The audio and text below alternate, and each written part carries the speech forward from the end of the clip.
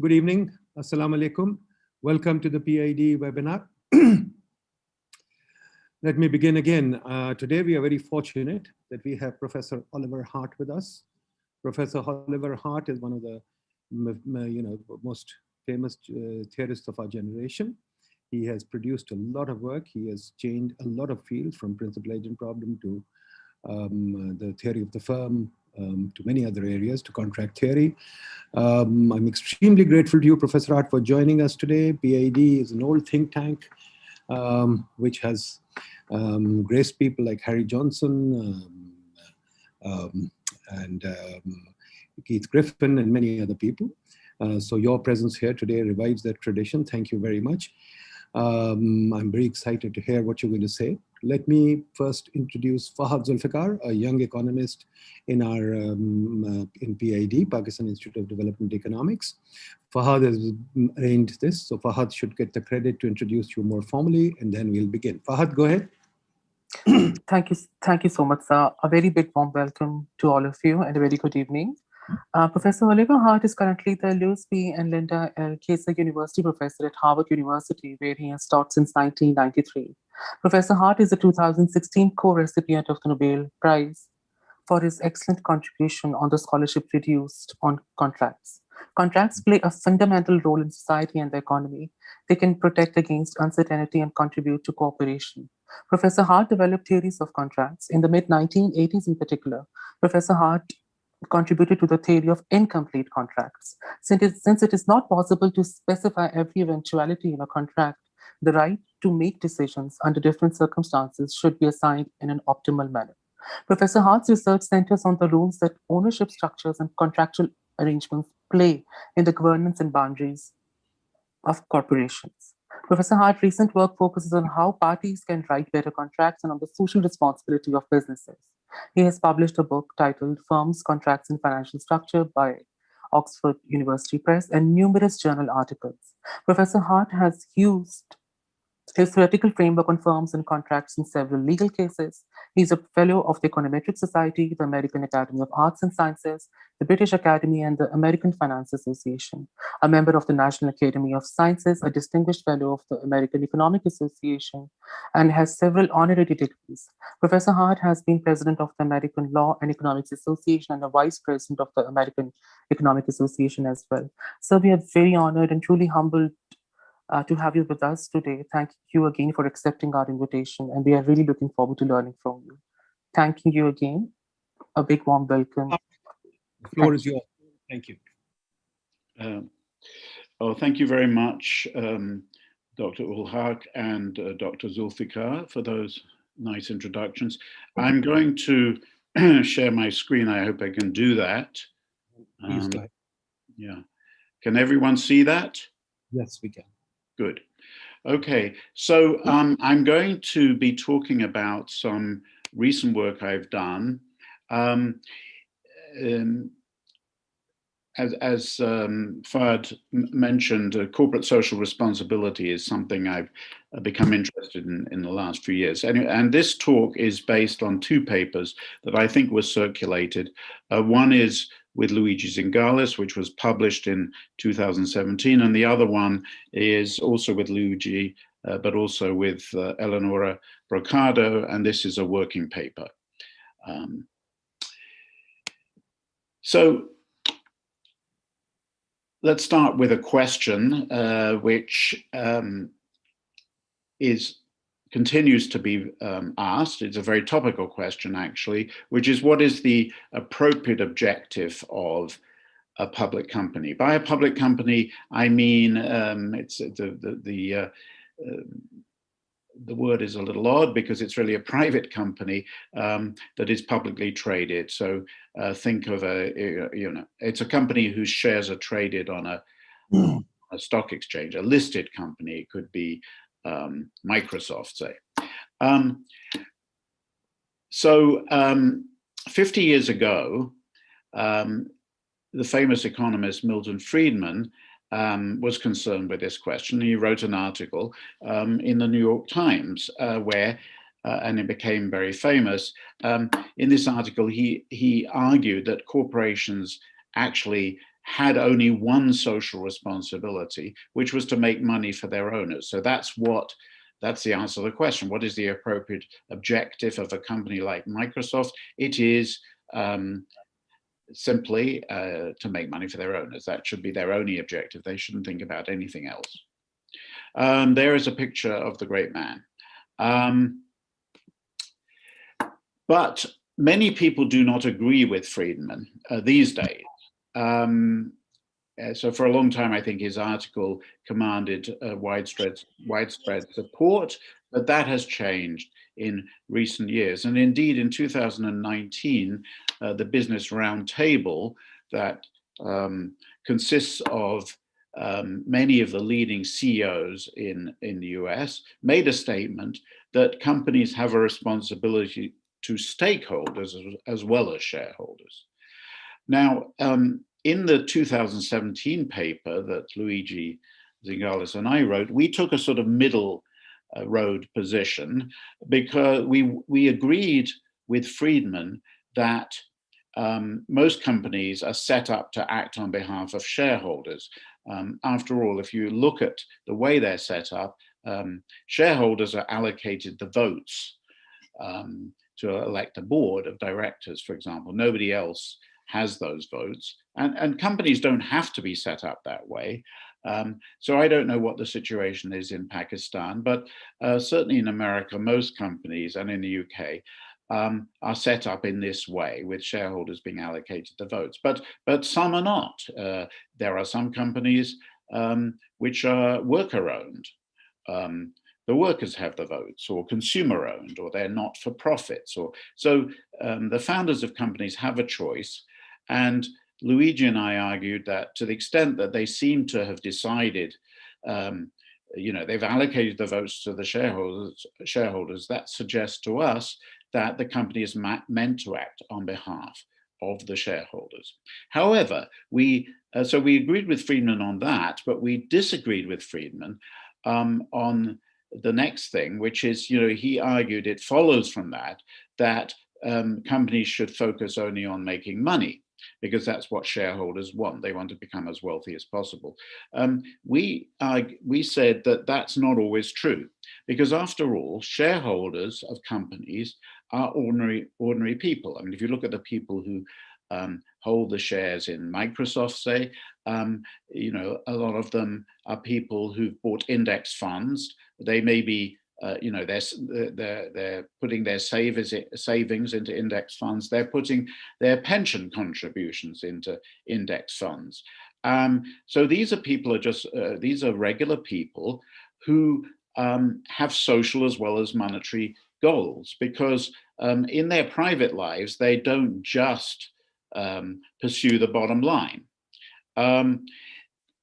People are socially conscious. So let's take an example, climate change.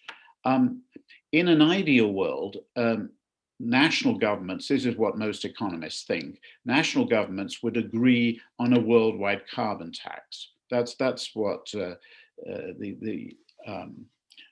solution to climate solution, yes, the way of dealing with climate change that most economists are in favor of. And if we could have a worldwide carbon tax, then everyone could go ahead and pursue their own interests, because, to use again economist jargon, the externality of climate change would have become internalized. But we don't live in a world where we've solved the problem of climate change with a worldwide carbon tax. There are political failures at both the national and international level. And as a result, individual and corporate actions matter. So at the individual level, people do make some effort to reduce their own carbon footprint. For example, people buy electric cars rather than gas guzzlers, or they install solar panels on their houses, even when that might not be the optimal thing to do from a purely selfish point of view. If you just do a cost-benefit analysis and look at your own interests, you might decide not to install solar panels or not to buy an electric car. But because you are somewhat socially responsible, you factor in the social interest as well to some extent, and you decide to do these things. So individuals do that. It follows, Luigi and I argued, that they're going to want the companies they own to act in a socially responsible fashion as well. And they may be willing to sacrifice some profit to have companies do this. The key point is that companies, in many cases, have a comparative advantage in doing socially good things relative to individuals, and I think that's clearly the case in with respect to climate change. An oil company like Chevron is in a much better position to reduce their carbon footprint than the shareholders of Chevron. So the shareholders, we can each do our own bit to reduce our carbon footprint, but we may be much less effective than Chevron. Chevron has a comparative advantage in doing this. And so we might actually want them to do it. And I'll be more precise about this in a few minutes.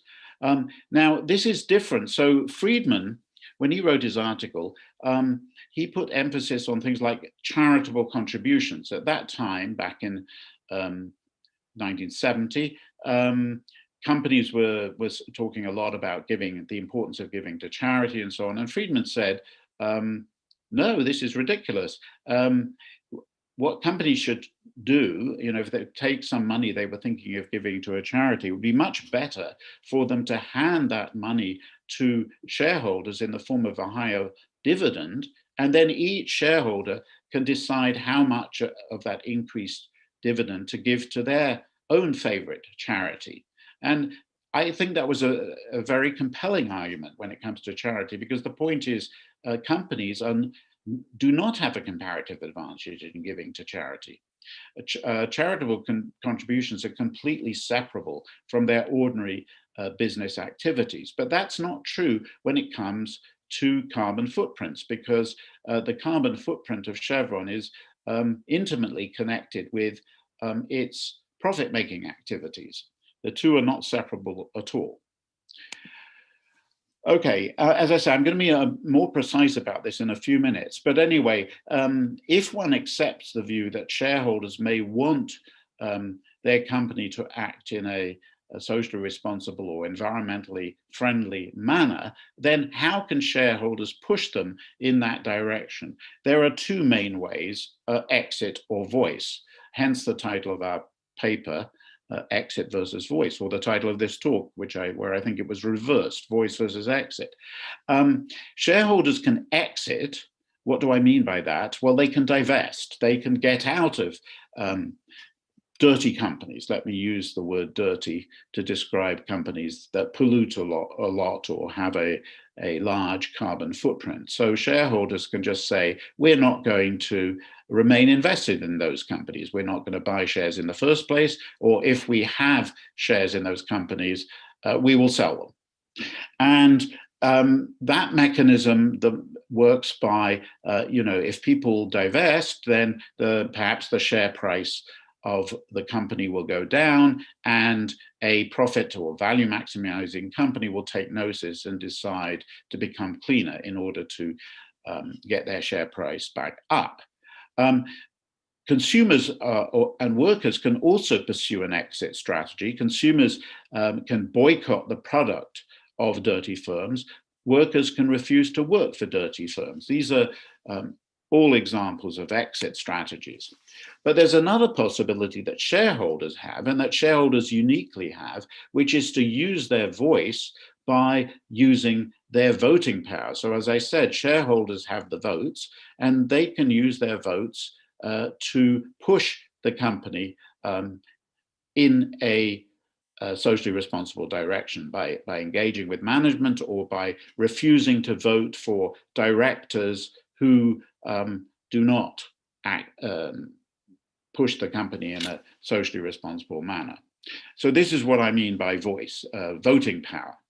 In a recent paper, and this is the one, the working paper, Brocado, Zingales, and I compare the exit and voice strategies theoretically. And I want to give you a sense of how we do it. So I'm going to actually focus on voice and then say a few words about exit. So actually, the title of the talk, Voice versus Exit, that perhaps is closer to the truth with the emphasis on voice. So in order to show how voice can actually work quite well, I'm going to use a very simple model, simpler than in the paper, but I think it gives the main ideas are here. So it's a 3-date model, and I'm going to consider a company which is initially 100% owned by a founder. So it's a private company. It's not yet traded on a stock market, but it's now going to be, because F is going to take the company public. There's going to be an IPO, an initial public offering. And just to make it very simple, I'm going to suppose that F, the founder, sells her entire stake to the public and just exits. So I don't want to use that word. Well, I suppose it's true, yes. She's out, she's going to retire and no longer have any financial interest in the company. And let's suppose she sells all her shares to a large number of small shareholders. So it's going to be widely held after F goes public. Now, this company is expected to make a profit equal to 100 at date 2. Remember, it's a 3-date model. F takes the company public at date 0. A profit of 100 is going to be realized at date 2. And there's going to be a 0 interest rate, I'm going to assume. So the price of the shares at date 0 will be 100. That's the net present value of the profit stream. Now, at date 1, to everyone's surprise, it's learned that climate change is a problem and that this company is going to cause environmental damage equal to 30, which we measure in money terms. So the story is here that, you know, when the company goes public, let's say in 1970, the same time that Friedman wrote his article, climate change wasn't really on people's minds. And so they weren't thinking about it then. But then at date 1, which might be, 2000 or 1990 or something, at that point, it's become apparent that climate change is an issue. So this is a unanticipated and unfortunate, a negative shock. We've learned something bad, that this company is going to cause damage equal to 30 if its operations continue without any change. Okay, to repeat, the damage is measured in money terms because that's economists like to do that. I'm going to suppose that this damage does not affect the shareholders themselves in an appreciable way. This is a damage which is felt, it's spread across the world, so across 7 billion inhabitants of the world. And so the direct effect on the people holding the shares is very small, but the aggregate effect is sizable, it's 30. Now, I want to suppose the company can avoid this damage by changing its operations, in particular by spending 20, again in money terms. So you can avoid the damage of 30 by cleaning up the company, but that costs 20. And the question we're going to be interested in is whether the company is going to do it. Now, notice that a benevolent planner, so, in economics, we often have as a benchmark, what would happen if there was a benevolent social planner around? Well, if there was, this planner would do it because, cost benefit analysis, it costs you 20 to eliminate damage of 30. Remember, there's no discounting, zero interest rate. So obviously you would do it. Now, but I'm going to assume there isn't such a planner around. This is like we're assuming that national governments cannot coordinate on a good climate policy. And so it's left to individuals or companies to solve the problem. And because I'm interested in voice, I want to imagine that the date one shareholders, so remember the F sold her stake to a lot of small shareholders. These are the people who are holding the shares at date one. And I want to and they have the votes. And I want to imagine that the question, the decision about whether to spend the 20 to clean up the company, that decision is made by a vote of these small shareholders. There's a shareholders meeting and they vote on it, up or down vote on whether to become clean. Now, as I've sort of suggested, I want to suppose that shareholders, because they're regular people, are somewhat socially responsible. They're not just purely selfish. And the way we model that is to suppose that when a person makes a decision, they put weight lambda on the welfare of other people affected by the decision. So lambda is going to be between 0 and 1. So they put weight 100% on their own welfare, but then they also put some weight on everybody else's. So just to take a topical example of wearing masks during a pandemic. So let's imagine that there isn't a law saying you have to wear a mask, and you're going to a place where it's up to you. It's a public area, and there are going to be other people there. And the question is for you, are you going to wear a mask? Well, let's suppose that wearing a mask is somewhat unpleasant. The cost to you is 10. That's the unpleasantness. But there's a benefit to other people of 50. So someone with a lambda, so the way the model works, the way this sort of social responsibility works is that when you make the decision, you say to yourself, well, it's -10 for me, but it's +50 for everybody else. I weight that 50 by lambda.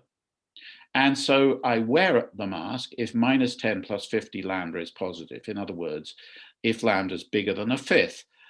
And I don't wear it if lambda is less than a fifth. Now, everybody has their own lambda. We don't inquire into where the lambdas come from. They're distributed in the population. So, if I'm a very selfish person, lambda less than a fifth, I won't put on the mask. If I'm a more socially less selfish person with a lambda above a fifth, I will.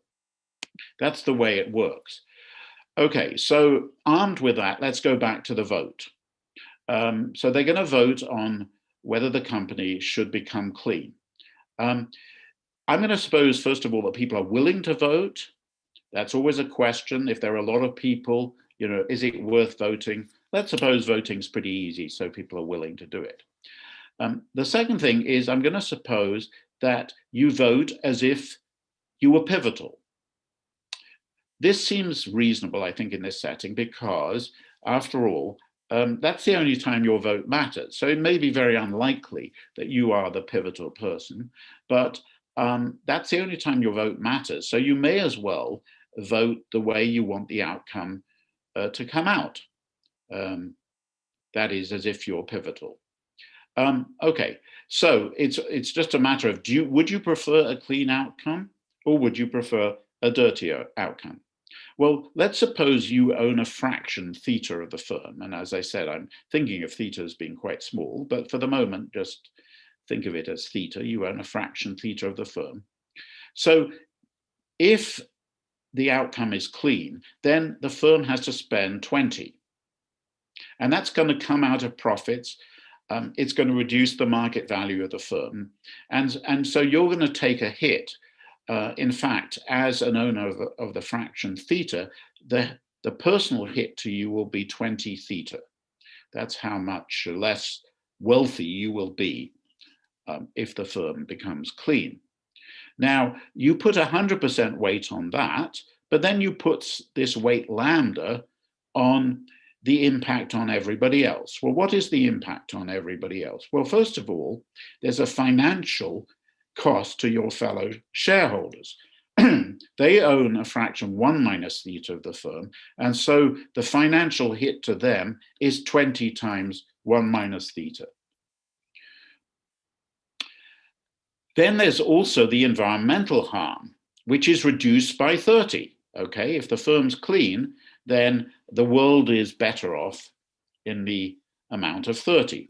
So putting it all together, you get the bottom bullet point. You're going to vote clean as long as minus 20 theta, that's the direct hit to you, plus now the rest, the impact on everybody else is the minus 20 times 1 minus theta, that's the financial cost to your fellow shareholders, plus the environmental gain of 30. So all of that gets weighted by lambda. And then you just look at whether the sum is positive or negative. So going to the next slide, I've just repeated that expression, that formula.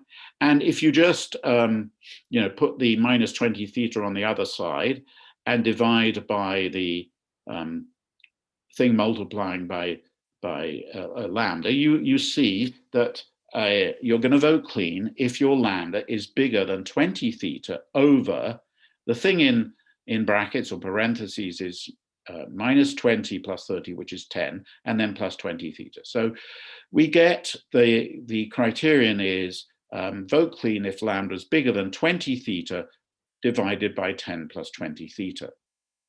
Now, one thing which immediately hits you once you write down that formula is that if theta is very small, the right-hand side is approximately 0, right? The numerator is 20 theta, which is very close to 0, if theta is close to 0, and the denominator is very close to 10. So we get what to us, when we first did this analysis, we were surprised by this. We hadn't seen it coming. We get a result which says that well-diversified shareholders, so now think of a world where there isn't just this firm, but many firms, and people are diversifying. They're buying index funds, which means they hold a very small amount of every traded company in the United States, and also maybe some companies in Europe, maybe some companies in Pakistan. The lambda in any one company is going to be very, very small. Oh, sorry, the theta is going to be very, very small. And so we arrive at the result that even someone who is only slightly socially responsible, so a small lambda, a lambda of 1/10 or 100, such a person is still going to vote the way a benevolent planner would. They're going to vote for clean. Because basically what's going to dominate is the term in the parentheses here. This first term, the direct term, is going to be very small, and it's going to be this term that's going to dominate, even as long as your lambda isn't 0. And so, okay, so what we find is that, sorry, let me go back, that a well-diversified shareholder is going to vote the same way a benevolent planner would.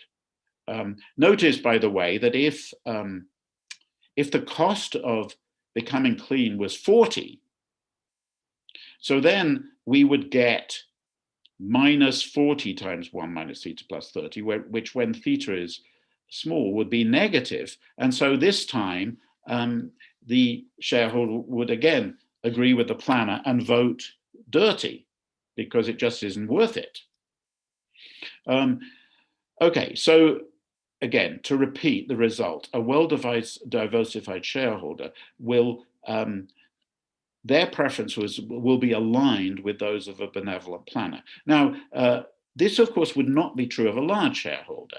Let's go to the other extreme. Suppose we had a very large shareholder, someone with theta equals 1. Then the right-hand side here would be 20 over 10 plus 20, 2/3. And so you'd have to be very socially responsible as a 100% owner to vote, to decide on clean. Now, okay, so the takeaway from this is that in a world where people are well diversified, which I think is highly realistic, putting things to a vote may actually lead to very good outcomes, very socially desirable outcomes. Now, let's go back to the alternative, which is exit or divestment in this case, since we're focusing on shareholders.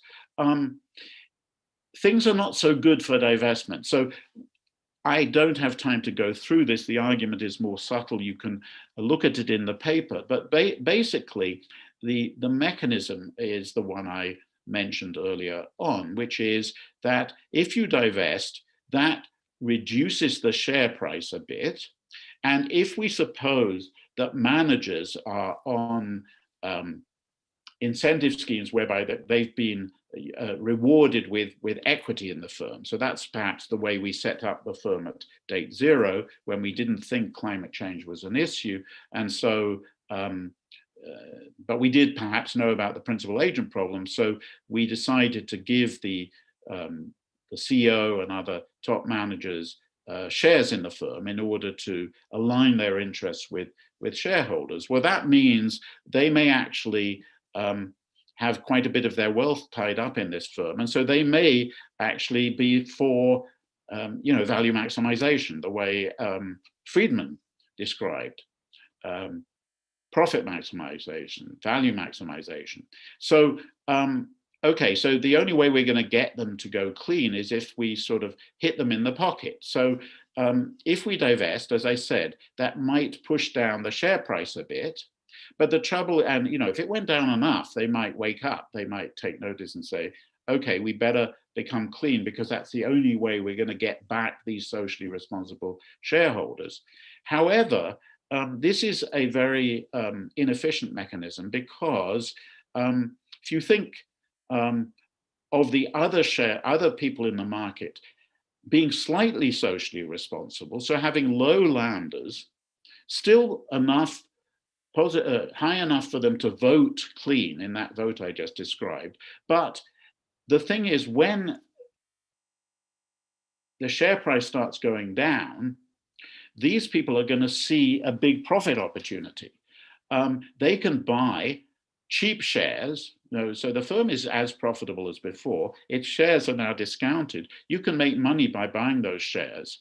And that's going to be attractive to someone who's slightly socially responsible, because they can make lots of money. It's not like the vote at all. This is something where the purely personal impact can be large if you simply buy up these shares.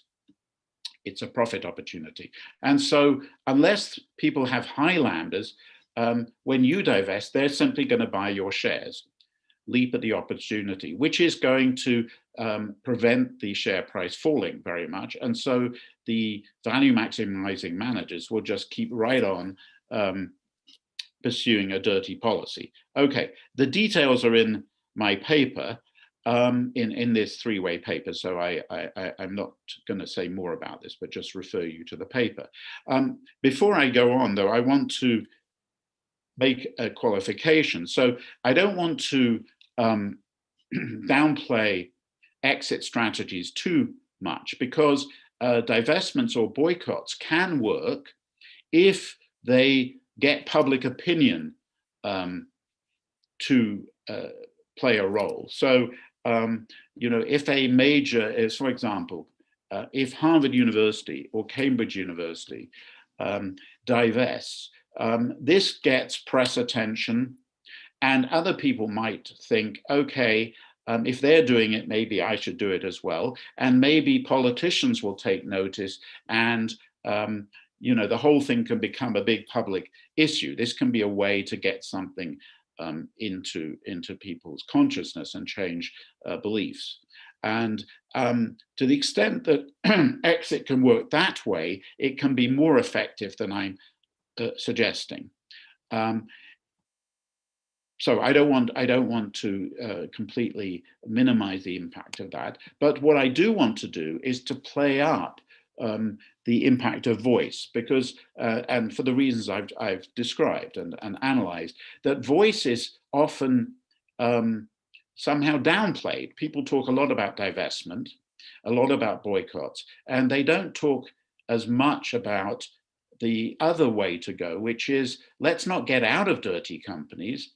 Let's keep our shares in them. Maybe what Harvard University should do is not to sell shares in Chevron or Exxon, but to keep their shares and use their voting power to engage with management and push Chevron and Exxon to become cleaner. Now, right now in the US, or historically, it hasn't been that easy to use voice, because actually there's a lot of regulation which goes against it. So it's interesting, the Securities and Exchange Commission has been very unsympathetic to voice. They've made it difficult for shareholders to use their votes to influence management. I mean, one thing they've done, for example, is they've allowed, so if you put a environmental, what's called ESG, environmental social governance proposal on the ballot to be voted on by shareholders, companies can often, if you try to do that, if a shareholder tries to do that, companies are often able to stop that, to prevent that being on the ballot. And they go to the SEC and they say, this is about our ordinary business operations and therefore should be excluded. And the SEC has a rule which says that things which are about ordinary business operations can be excluded. It seems quite remarkable that that's the way it is, but that's the way it has been. And I think one reason for that is that sort of the freedom position has been extremely powerful. So if you believe that Friedman was right, that companies should focus on maximizing profit and making their shareholders as wealthy as possible, then ESG resolutions are just a distraction. They're getting in the way of what companies should be doing. So, with that perspective, you would say they're a nuisance and we should discourage them. But if you look at it the way I've been describing in my talk, where actually acting on behalf of shareholders means more than just making money. It means, if the shareholders are socially responsible, then the company should be as well. And shareholders should be allowed to express their preferences. Indeed, management should be interested to learn what their shareholders' social preferences are. If you look at it that way, then these proposals are far from a distraction and should be encouraged. And similarly, and by the way, I think there's some change which is taking place. I'll come to that just in a moment. The same is very much true for asset managers. So people, trustees of pension funds, for example, have historically, the view has been that they have a fiduciary duty, a duty of loyalty to their investors. And what that means is that they need to focus entirely on monetary return. Anything else would be disloyal. That's been the status quo view. I think it's completely wrong. I think that to the extent you accept the argument of my talk, then what asset managers should be doing, or trustees of pension funds, they should be going to their investors and saying, we have a duty to act on your behalf, but to the extent you care about other things than money, that means that we should learn about what those things are and we should vote accordingly. And maybe we should vote to make Chevron or Exxon cleaner to the extent you care about that. Now, changes, I think, on the way. Under the Trump administration, the SEC routinely let companies off the hook. They said, you don't have to put these ESG resolutions on the ballot. Under Biden, that seems to be changing. Under Trump, the Labor Department issued a ruling that said that trustees of pension funds could not consider anything other than monetary return. Biden has retracted that rule, the Biden administration. So I think things are moving in the ESG direction. So let me just, I'm sort of out of time, so let me just summarize. I think that the idea of sticking with dirty companies and trying to engage them trying to push them to be cleaner, to be better, by pushing management, I think that is something that people should consider more seriously as a strategy, rather than simply getting out of companies. After all, just one further point.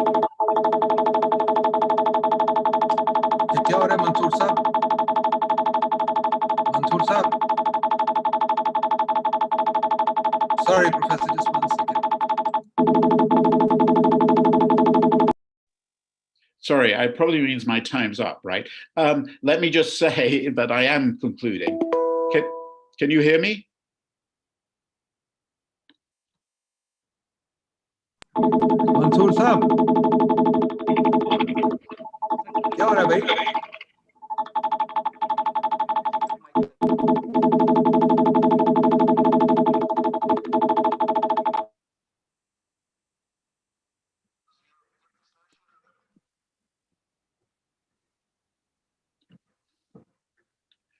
I cannot hear you. क्या हो रहा है मंसूर साहब? ये आवाज क्या आ रही है इसमें? मुझे आ रही है, आपको भी आ रही है?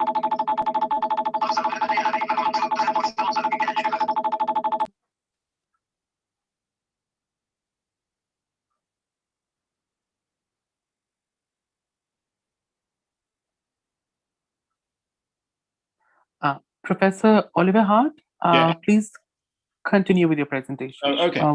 Sorry for the inconvenience. Okay. Thank you, sir. Sorry, I was a little worried that maybe Milton Friedman was coming back from the dead to disagree with me. No. But I am, let me just conclude, excuse me, by saying another point about divestment. If you get out of dirty companies, the shares are likely to end up in the hands of people who are less socially responsible for you, who may even be pushing the companies to become even dirtier. So anyway, the point is engagement, I think, is a serious, is an option that people should be considering more, voice, as I call it. Whatever you think, I think it's fair to say that the Friedman doctrine is no longer accepted the way it is. The world is changing, and I think that's a good thing. So let me stop there. Thank you.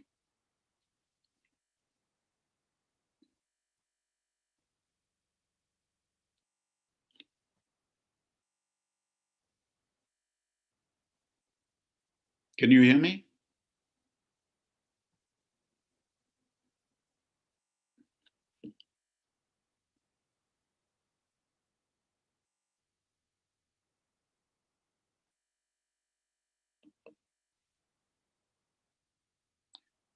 I see there are two questions, but I'm not sure. Can anyone hear me?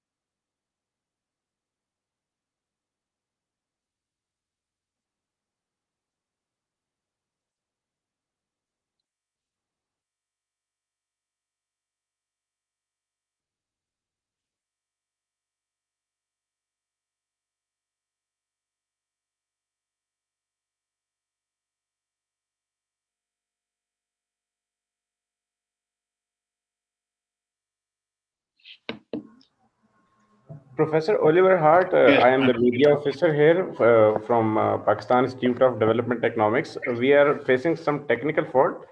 We Yes. have to wait for a second. We have to wait for a while. We are connecting.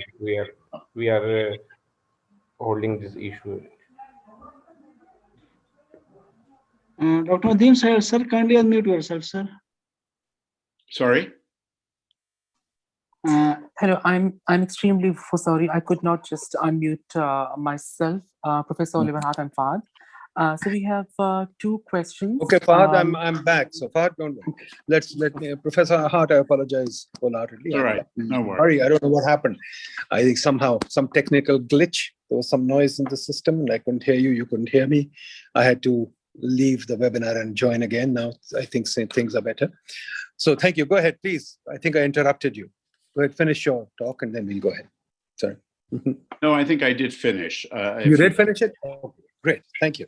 Professor Hart, I think it's a great paper, as always. You give us surprising results. It's wonderful. Quick question.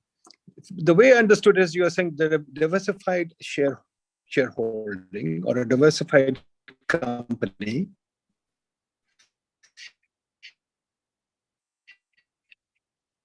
has a greater chance of holders in the single-owned owner firm or the heavily concentrated firm. Owners have to be much more altruistic for them to take on social responsibility. That's fine. But the one element that I couldn't see, maybe you worked it out. What about the sort of the problem of the commons as far as the diversified shareholding is concerned? Let's say I own a small shareholding of IBM. How can I cooperate with other shareholders because the cost of cooperation or transaction cost will be very high? How would you deal with that? Yes, that's a very good question. I think the way to rephrase it, I mean, who puts it on the ballot? Why should someone has to do something? Yeah. I think the way this can happen in practice is that actually there are large shareholders these days, which are institutions. They have many investors, in them. But let's take Vanguard or State Street, right, or BlackRock. These are very large. Collectively, they have about 15% of many American companies. Now, it's not very difficult for BlackRock itself.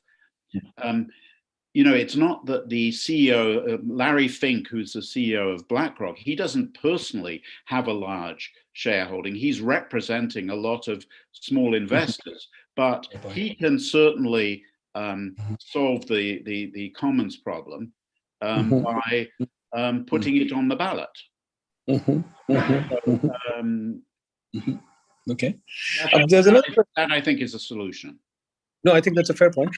In fact, there are objective-based funds that are coming up too, sort of climate-based funds, or, for example, in our case, Islamic funds or something like that will also kind of create the voice that you're talking about. But let me just say, I think there's an important difference between funds that say, we're only going to invest in certain kinds of companies. Let's call it clean companies. Those are more like, divestment funds. They pick companies they like and they hold shares only in them.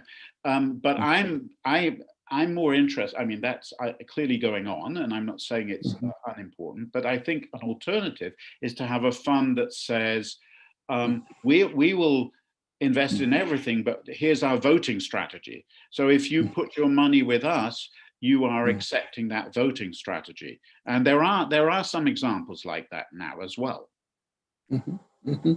But what about in terms of regulation? What would you say? You've talked about the kind of regulation that SEC has in place and that they should withdraw. But for a small country like ours, what would you suggest as a kind of a regulation that we should put in to make the voice work better? Well, again, I need to study Pakistan more. To give you answer, but say, based on the American experience, I would say, first of all, you should get rid of any regulations which make it difficult to express voice. So as I say, the regulations, I think, in the US go in exactly the wrong direction. They need to be changed. I also think, companies should start thinking about being encouraged to consult their shareholders. I mean, it seems to me the board of directors should be asking itself, what do our owners want? And so it's a change of philosophy, if you like. And I also think that fiduciary duty, I don't know how that is interpreted in Pakistan, but in America, it's been interpreted, I think, historically in the wrong way. It could change. Okay. Yeah. One other question that occurred to me is, how would your results generalize to democracy, for example? In a sense, the parliament is like the board of directors, and the rest of us are like diversified shareholders. So any ramifications for that question, or is that something you've not paid attention to? I think that's also a very interesting question. We say a few words about it in the paper, but I think I think there are obvious parallels, but I think we're still thinking about it. Let's put it that way.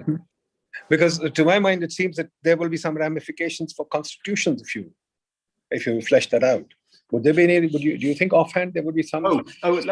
Sorry. Let me say one thing. Okay, I think this perspective suggests, once you think of it this way, you would also think that having more referenda is a good thing. And I believe that, even though I'm British and I didn't like the result of the Brexit referendum, but that doesn't make me not like referenda. I think they're actually a good thing. And yes, so that's my preliminary conclusion. I was going to raise Brexit, so I'm glad you did that. Yes. Absolutely. Okay, let me go to the floor and take some questions. We've got Uzma Zia. Uzma, go ahead. I'm Uzma Zia from PIDE. My question is that if we see the issue in real world perspective, then how far the idea of divestment work? Because it may raise the issue of employment and reduced income levels. So I want to see how far the idea may work. Go ahead, Professor. Go ahead. Because it would reduce employment income levels. Why? Oh, because of going green would. Because people will divest and therefore capital will fly from the companies.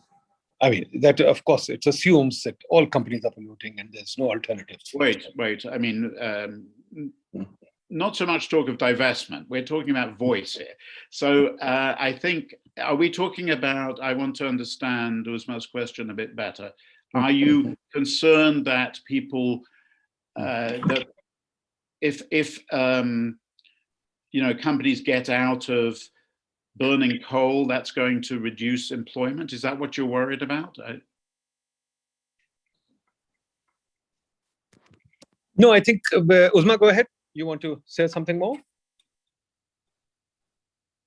Okay, I think what Uzma probably means is that if people start divesting in a big way because there's general pollution in the economy. Sorry, I could not unmute myself. Yeah. Go ahead. Yes, I want to ask about that. If yes, you are right that if from companies we are going to drag our investment back, then what happens in real world? What you're saying is if everybody divests from the companies and then there'll be unemployment. Is that right? Yes. Okay. Well, I prefer to put it, is it because if companies become cleaner or greener, some people worry about the employment implications of that. I mean, on the other hand, of course, we know that there are new technologies where people can also be employed. So I think I'm taking the view here in this work. It's a sort of shareholder democracy view. The view is these companies are owned by shareholders, and so shareholders should be able to decide what the companies do. I'm not saying that it's true that in the model, actually, the shareholders deciding, their decisions are very good because they're aligned with the social planner. But I'm not going to claim that's always the case. And sometimes, they may vote to do things which I wouldn't particularly like. And that might involve employment. Although, again, it also might go the other way. They might, for example, vote that their company should pay higher wages. Maybe they're very much in favor of, say, the minimum wage. This company's not, more than the minimum wage. So, I know that the shareholders' decisions, it's just like any democracy. Sometimes people vote for outcomes I don't like, but I still think they have the right to do it. And so I do with the shareholders of companies. I think that's my answer. Okay. Fair enough. What about Muhammad Khurram Shabir? Yes, good evening. I'm Khurram from Namal, Islamabad, and I really feel honored to have this session.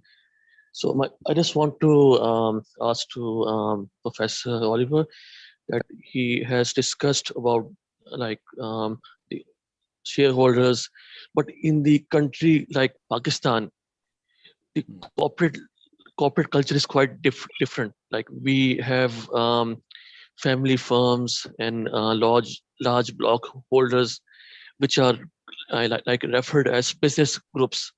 So in the world of business groups, when there's no like single owner and like within like multiple firms are affiliated with each other.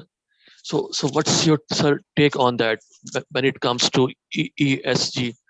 Like how could like the business groups like work on ESG in that regard? Thank you. Yes. I think that's like, I mean, that's, by the way, also, true sometimes in the United States. Indeed, with some of the biggest companies, we have dual class shares. So, Facebook or Google are controlled by the founders. And those are cases where a shareholder vote actually is meaningless, pretty much meaningless, because those founders, because they have control, can determine the outcome anyway. I would say that in cases like that, the analysis still applies in the sense that they are already going to be making those decisions. I mean, Mark Zuckerberg, when he runs Facebook, makes decisions about Facebook. I'm assuming he is not only maximizing his wealth, he's taking other things into account. And that would be true of, the situation with the Pakistani companies where you have family owners. I mean, they have control and they are deciding on what their company should do. And they wouldn't for a moment be following the Friedman doctrine. They wouldn't be saying, oh, according to Friedman, we should be maximizing profit. They would be doing whatever they want, which is very consistent with the analysis. So, in a way, the analysis still applies, but of course it's a bit less interesting because, having a vote, the outsiders are not going to have any power anyway. It's a special case. Does that make sense? Yeah, I think it's fine. Okay, let's go to Muhammad Imran Khan. Imran Khan. Go ahead, Imran Khan. You are unmuted.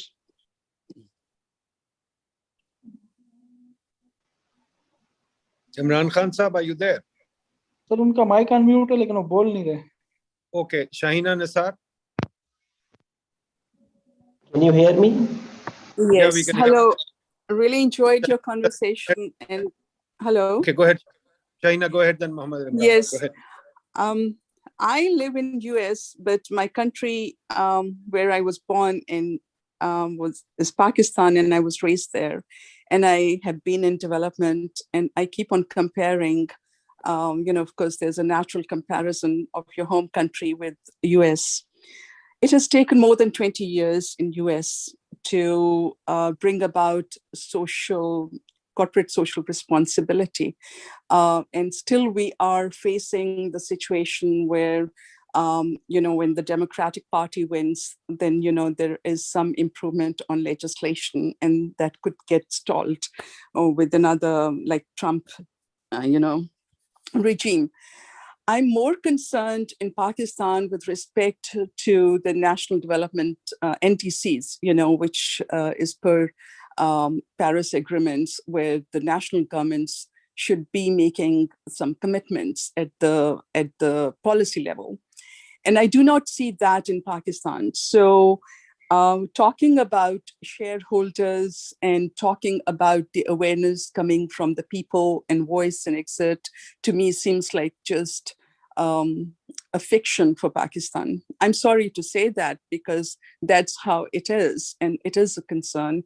So the corporate sector would not move forward an inch without the government fully sold out on those. I see that there's a lot of other climate initiatives, but still, I mean, I learned that Gwadar, for example, has renewable energy. They have, they are promoting renewable energy, but at the same time, they're also installing coal power projects. So, I mean, I'm just telling you that, I mean, it seems like a fiction to me. But it's an interesting. No problem. It's a theoretical issue. Don't worry about it. Professor Hart, do you want to say anything, or should I move on to the next question? Yes. Well, I hear you. I mean, first of all, let me make one thing clear, which I haven't, but I think political action is tremendously important. In my talk, I'm not suggesting for a moment that these corporate actions are a substitute for political. I mean, well, are a perfect substitute for political action. Far from it. I would like to see action at the political level, but I think that whether or not it happens, companies can also do things, and individuals can do things. I think we have to push forward on all these fronts. Now, it could, I don't know Pakistan well enough. I've never been there. I wish I could come, but one day I hope I will. And I should learn more about the country. Obviously, infinitely more about what's possible, both at the political level and at the corporate level in Pakistan. But even if it doesn't work there, I mean, I think it is working, or it has the potential to work in some other countries, e.g. the US, the European Union, the UK. I mean, it's too early to say how effective corporate action will be, but I think there is there's a desire, the atmosphere has changed, and young people are more interested in these things, and so I think we may actually see some action. Sure. Mohammed Imran. One other thing, multinational companies, sorry, let me just say, one of the problems with the political sphere is that even if you can get national governments to do something, getting cooperation between national governments is even harder. I mean, it's interesting that yesterday, Janet Yellen called for a worldwide sort of minimum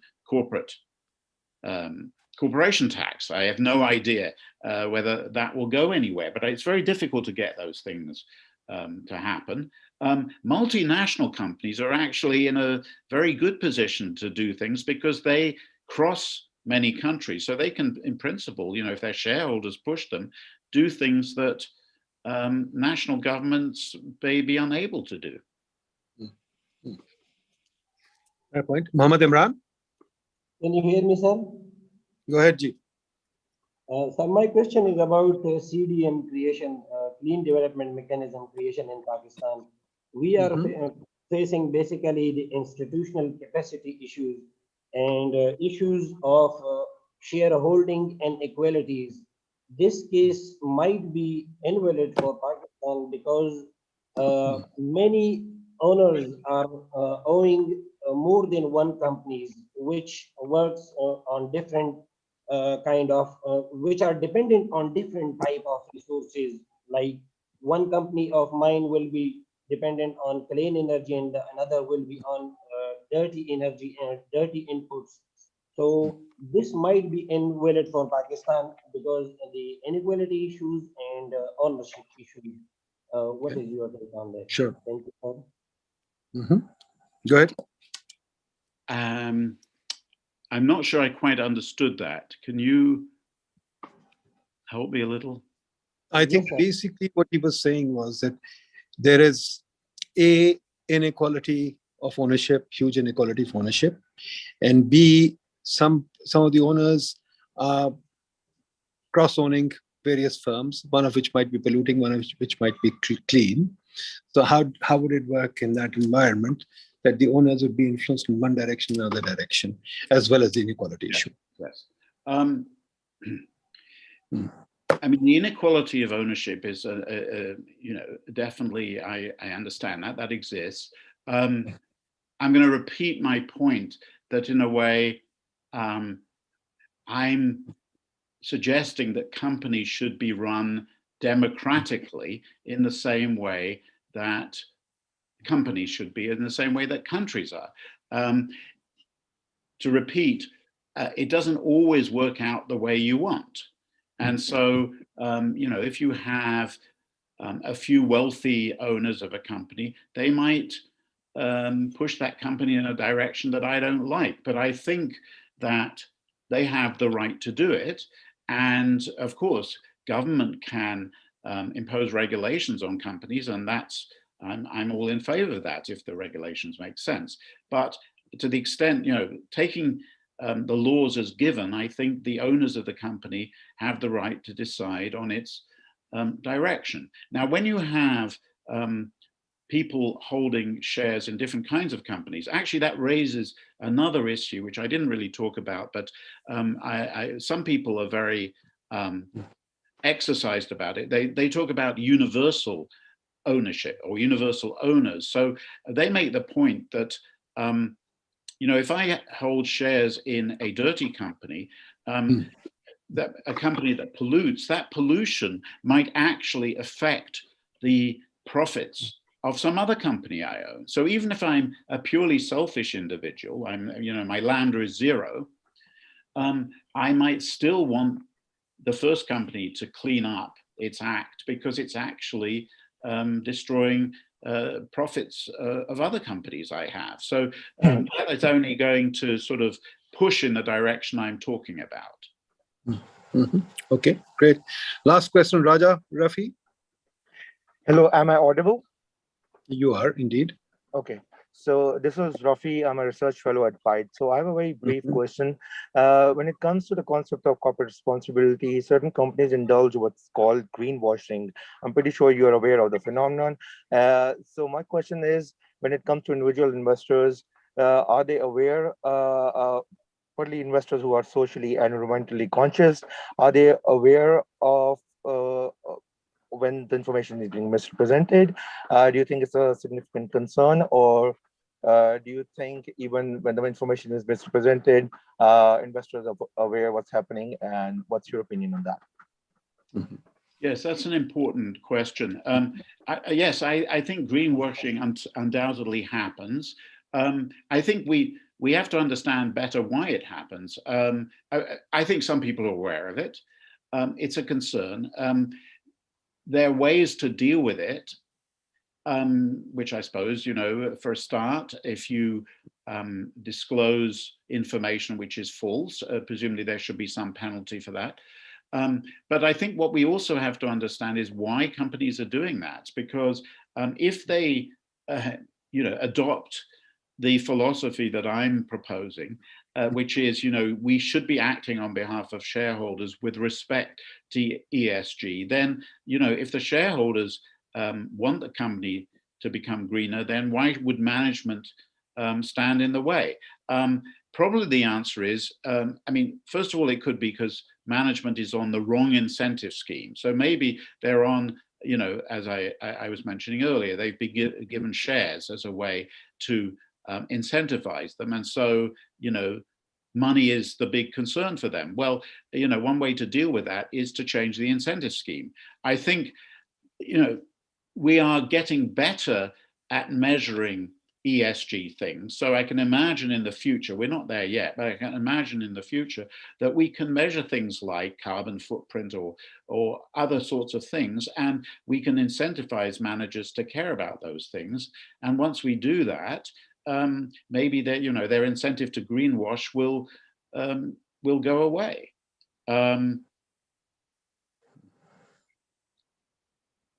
So I think it's a work in progress. I think these are early days, and you know, whether greenwashing will be a problem, you know, in 10 years, 20 years time, that'll be, you know, remains to be seen. Professor Hart, before I let you go, let me just ask another question, if possible. I can see how your result works in the case of environment. How about something like campaign contributions, or even health issues, especially campaign contributions and lobbying? How would that work? Because then there's going to be a division somewhere. For example, partly Republican, partly Democratic shareholders. How do we work that out? It's a good question. I personally think, so this is, I think the case for companies, well, lobbying, I mean, this is actually a very good example. Chevron has lobbied against environmental regulations. Now, it seems to me that the shareholders of Chevron, if they were asked to vote on that, you're right, maybe they would say that's great. But maybe they wouldn't. Maybe they would say, no, please don't do that. I think they should have the option to express their opinion. When it comes to political contributions, I guess my basic, again, you may just have to let them give their opinion, and it might go the way you want, or it might not. But of course, I think in a way, I'm sort of sympathetic to Friedman on that. I don't really think that companies should be involved in that, because I don't think they have a comparative advantage in doing it. And so I would be very happy with a world where they just couldn't do it at all. Right. Okay. Now, the next question that I have is, I mean, how do you see management or the board, for example, gaming the shareholders? You know, shareholders try and express their voice, and management, and like they've got poison pills and they've got all these things. How do you see that working out? Well, I'm suggesting that management should get into change its frame of mind, and it should actually be interested in finding out what their shareholders want, and not view these ESG resolutions as a nuisance. And another thing, as you may know, I mentioned that companies, you know, the SEC has made it very easy for companies to avoid having to consider these things. But it's also the case, another SEC regulation is that even if an ESG resolution gets a majority support, it's not binding on the company. I don't see why that should be. I mean, I think if there's a change in philosophy, maybe we won't see so much gaming. We could actually, I can imagine a world where the board actually takes seriously its responsibility to shareholders and isn't trying to, you know, get in the way of what they want. Maybe this is, you know, fanciful, pie in the sky, I don't know. But I'd like to see whether it's possible. Thank you, Professor Hart. It's been a wonderful webinar, and I can see what you're saying, and I can understand where it's going, and I think we'll try and apply it in Pakistan. We'll try and see what we can convince our SECP to do. Before I let you go, I just want you to talk very briefly about someone that worked very closely with you, and I took a couple of courses with him in Chicago a long time ago. Sanford Grossman. Where is he, and how is he doing, and what would you have to say about him? Okay. You took what were you doing a degree at Chicago? I was doing a PhD there, and Sandy Grossman was teaching a few courses there, and those were fun courses, very good courses. This was 1981, 82. PhD in economics. That's right. I see. Well, Sandy, I'm actually I talk to him quite often, actually. Funnily enough, the pandemic has been good from that point of view, because we started Zooming with each other on a regular basis, whereas prior to that, I was only seeing him occasionally. He's doing very well. You know, I don't know whether you know, he's a very rich man. He's a fund manager. Well, he's not anymore. He's retired. But he became he ran a hedge fund. He started a hedge fund and ran it, and then he sold it, and he's retired, but he lives in Aspen. I'm hoping to visit him there when the pandemic is over. But he's doing well. He doesn't seem to be very. We have fun conversations. We've never agreed politically. He's,